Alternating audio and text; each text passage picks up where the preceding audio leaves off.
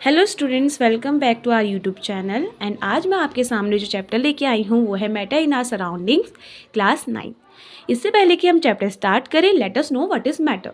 Matter होता क्या है? Everything in this universe is made of material.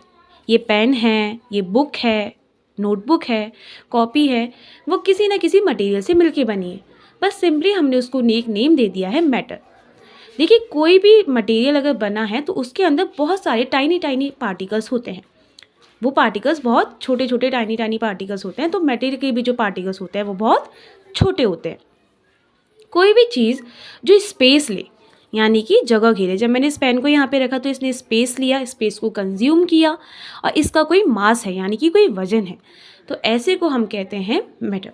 Matter is anything that occupy space and has some mass. इतना समझ में आया? अब मैटर की कुछ स्टेट्स हैं, मतलब वो किस किस फॉर्म में एग्जिस्ट कर सकता है। जैसे मैंने जो पेन पकड़ी हुई है ये सॉलिड फॉर्म में है, तो 3 स्टेट्स होती हैं, सॉलिड, लिक्विड एंड गैस। ये 3 स्टेट ऐसी हैं जिनको प्रॉपरली अगर हम डिफ़ाइन करना चाहें तो हम डिफ़ाइन नहीं कर सकते, तो हम इनकी प्रॉपर्टीज़ के साथ इनको क्लासीफाई करते हैं। देखिए, देख के सब पहचान लेते हैं what is solid, what is liquid, what is gas, but classify करते वक्त अगर हम प्रॉपर डेफिनेशन देना चाहें तो वो थोड़ा मुश्किल है। तो हम इनकी प्रॉपर्टीज़ के साथ इनको स्टडी करेंगे। सॉलिड वो शेप है या वो स्टेट ऑफ मैटर है जिसका डेफिनेट शेप होता है और फिक्स्ड वॉल्यूम होता है। लिक्विड में कोई डेफिनेट शेप नहीं होता। आप जिस भी यूटेंसिल्स में, जिस भी बर्तन में इसको रखेंगे ये उसका शेप ले लेगा। एंड गैस का कोई शेप नहीं होता। इसका वॉल्यूम फिक्स्ड होता है, लिक्विड का वॉल्यूम भी फिक्स्ड होता है, कभी चेंज नहीं होता। बट गैस का वॉल्यूम चेंज हो सकता है, इसका कोई डेफिनेट वॉल्यूम नहीं होता। Solid can not be compressed. ये सॉलिड है, इसको मैं ऐसे कंप्रेस करने की कोशिश कर रही हूँ, इसके शेप में कोई चेंज नहीं आया, इसलिए सॉलिड को हम कंप्रेस नहीं कर सकते। Liquid also can not be compressed. आप बैठ जाइए लिक्विड के ऊपर तो भी उसके कंप्रेसिबिलिटी में कोई चेंज नहीं आने वाला। But gases are highly compressible. Observe तो नहीं किया जा सकता, पर जो कोक की बोतल होती है, आप सबने पी होगी, जब उसकी हम कैप ओपन करते हैं तो इससे एक फिस साउंड निकलता है। वो गैस होती है जिसको हाईली कंप्रेस्ड करके उसके अंदर रखा गया होता है। सॉलिड में जो फोर्स होता है वो बहुत स्ट्रॉन्ग होता है। इनका जो फोर्स होता है वो स्ट्रॉन्ग इंटरमॉलिक्यूलर फोर्स है, आपस में बॉन्डेड होते हैं। लिक्विड का जो फोर्स होता है वो वीक होता है। आप जैसे लिक्विड को गिराएंगे वो फैलता चला जाता है। इससे पता चलता है कि लिक्विड का जो इंटरमॉलिक्यूलर फोर्स है वो बहुत वीक है। एंड गैसेस में जो इंटरमॉलिक्यूलर फोर्स होता है वो भी बहुत वीक होता है, क्योंकि गैसेस के बीच में बहुत स्पेस होता है, वो बहुत दूर दूर आपस में होते हैं।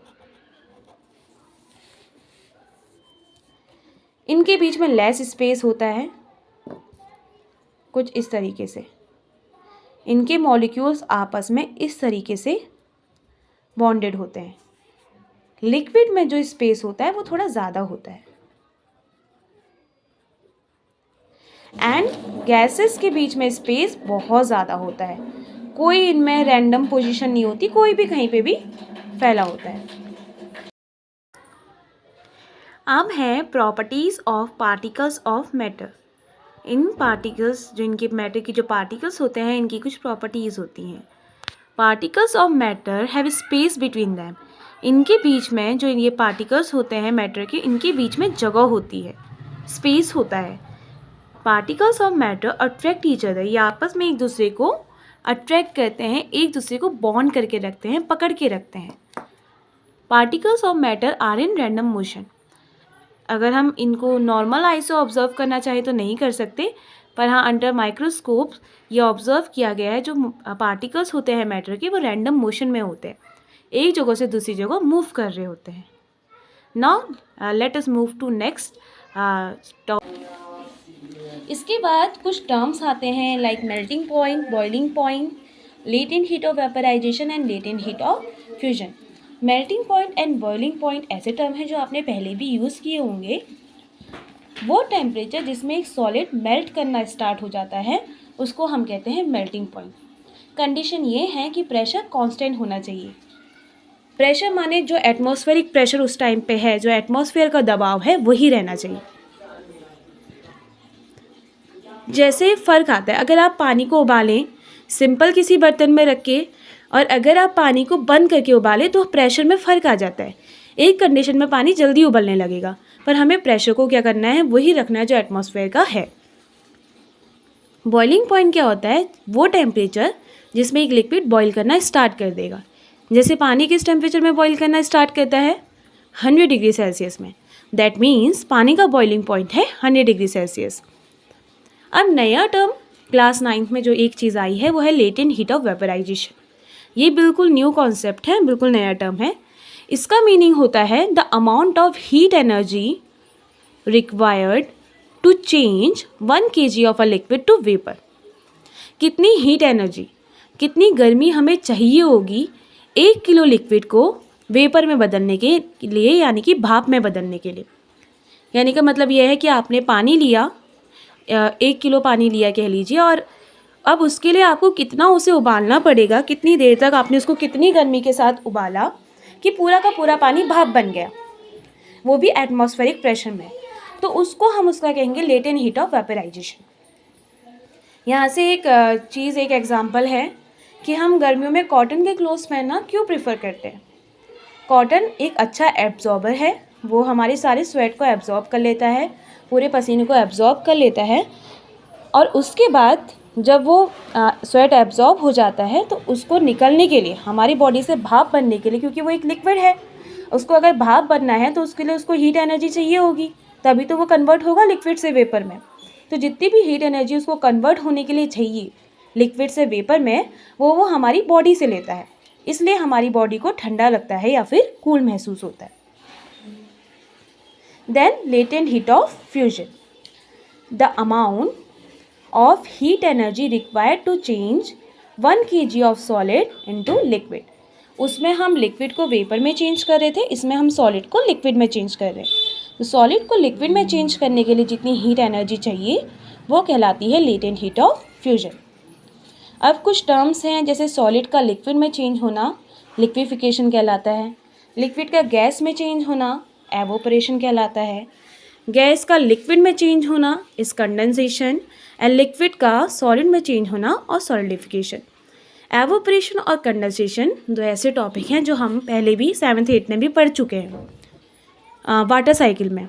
सॉलिड जब डायरेक्टली गैस में कन्वर्ट हो जाती है तो उस प्रोसेस को हम सब्लिमेशन कहते हैं। इसका बेस्ट एग्जाम्पल है पूजा के लिए जो कपूर यूज़ होता है मंदिर में, वो। इसके बाद हम पढ़ेंगे कि एवोपरेशन किस किस फैक्टर पे डिपेंड करता है, इसके बाद अभी देखते हैं। क्योंकि चैप्टर में एवोपरेशन की बात हुई है तो ये भी देख लेते हैं कि ऐसे कौन कौन से फैक्टर हैं जो एवोपरेशन को अफेक्ट करते हैं। Factors affecting evaporation, an increase in surface area increases evaporation. अगर आपने इतनी, मान लीजिए कि आपने इतनी जगह में पानी फेंका, ठीक है, इतनी जगह में पानी फेंका और पूरी कॉपी में पानी फेंका, तो ये जो पानी है ये देर में सूखेगा क्योंकि इसका एरिया क्या है, कम है, और ये जल्दी सूख जाएगा।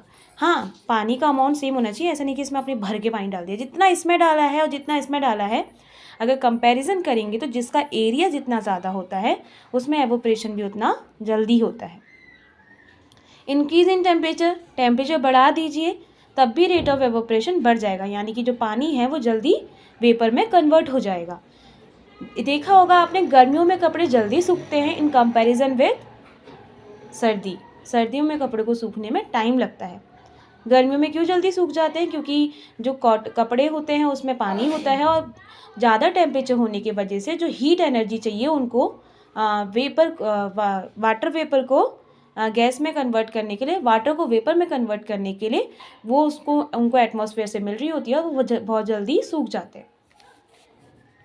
अगर तेज तेज हवाएं चलने लगे तो भी रेट ऑफ एवोपरेशन बढ़ जाता है, तब भी जल्दी जल्दी वाटर की जो बूंदें हैं वो जल्दी से किस में कन्वर्ट हो जाती हैं, वेपर में कन्वर्ट हो जाती हैं। एवोपरेशन कॉजेज कूलिंग इफेक्ट, ये तो बहुत ज़रूरी है। एवोपरेशन है, ये हमने तब भी मैंने बताया जब हमने बोला कि कॉटन क्लोथ्स क्या करते हैं, हमारे स्वेट को एब्जॉर्ब कर लेते हैं, फिर उसको वेपर में कन्वर्ट करके एटमॉस्फेयर में भेज देते हैं, और उसके बाद हमारी बॉडी को क्या लगने लगता है, कूल लगने लगता है, ठंडा लगने लगता है। That means evaporation causes cooling effect. अच्छा, टेम्परेचर की जो यूनिट होती है वो होती है केल्विन, जिसमें हम इसको मेज़र करते हैं। ज़्यादातर आपने सुना होगा डिग्री सेल्सियस पर केल्विन मेन यूनिट है, स्टैंडर्ड यूनिट जिसे कहा जा सकता है। अगर आपको डिग्री सेल्सियस को केल्विन में बदलना है तो यू हैव टू ऐड 273, तब ये केल्विन में चेंज हो जाएगा। और केल्विन को अगर आपको सेल्सियस में बदलना है देन -273। इसके कुछ क्वेश्चंस पीछे एक्सरसाइज में भी दिए हुए हैं। नेक्स्ट वीडियो में हम इस चैप्टर के कुछ क्वेश्चंस डिस्कस करेंगे जो पेपर में अक्सर पूछे जाते हैं। अगर आपको मेरी वीडियो अच्छी लगी है, मेरा ये इनिशिएटिव है, मैंने अभी अभी स्टार्ट किया है, हो सकता है वीडियो में गलती हो, पर मैं कोशिश करूँगी कि मैं अच्छे से अच्छी वीडियो बनाने की ट्राई करूँ। And thank you for watching and subscribe, share and like, and अपने दोस्तों को भी भेजिए।